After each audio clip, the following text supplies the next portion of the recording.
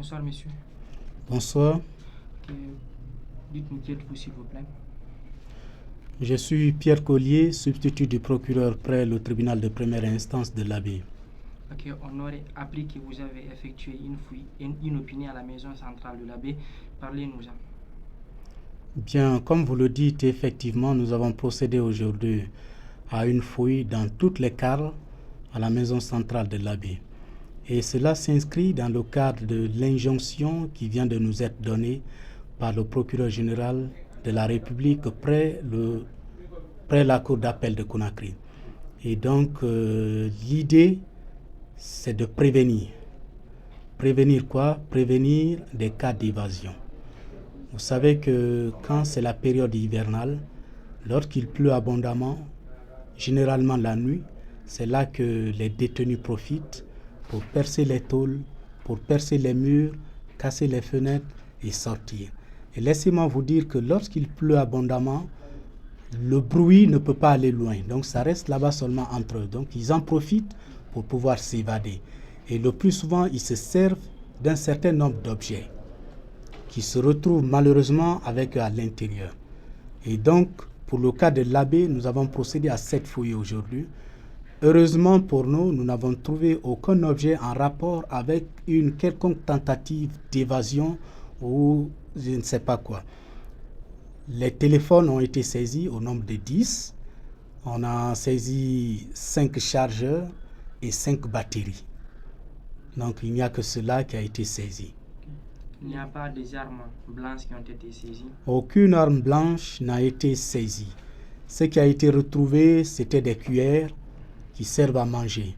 Est-ce qu'on peut appeler ça une arme blanche? Gros point d'interrogation. Okay.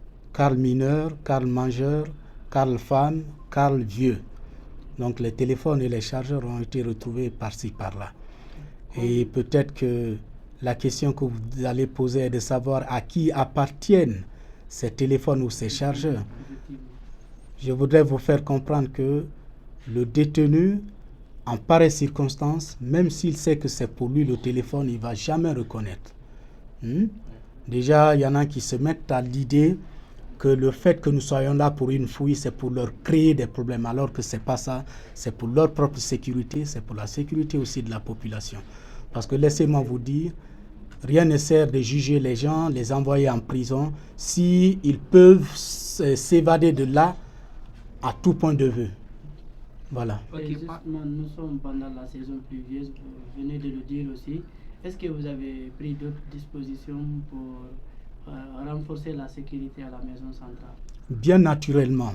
C'est vrai que nos moyens sont très limités, mais nous avons donné des instructions fermes aux gardes qui sont là et qui veillent d'ailleurs nuit et jour pour que la sécurité soit de plus en plus renforcée. Et donc, c'est l'occasion d'ailleurs de dire à ceux qui vont visiter ces détenus-là, lorsqu'ils vont se heurter à ces mesures de sécurité, il ne faut pas qu'ils se révoltent. Vous comprenez, c'est pour ne pas advenir à l'irréparable.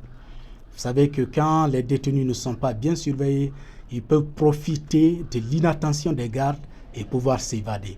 Donc nous avons mis sur pied toute une mesure de sécurité.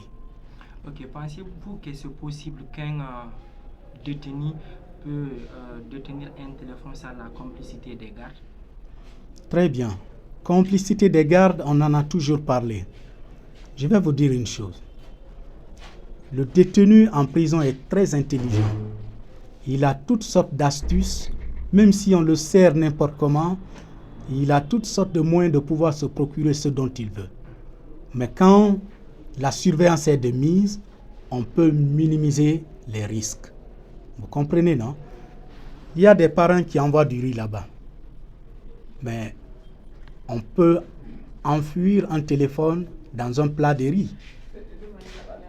Vous ne pensez pas que c'est possible? C'est bien possible. Donc, et ça peut échapper aux gardes.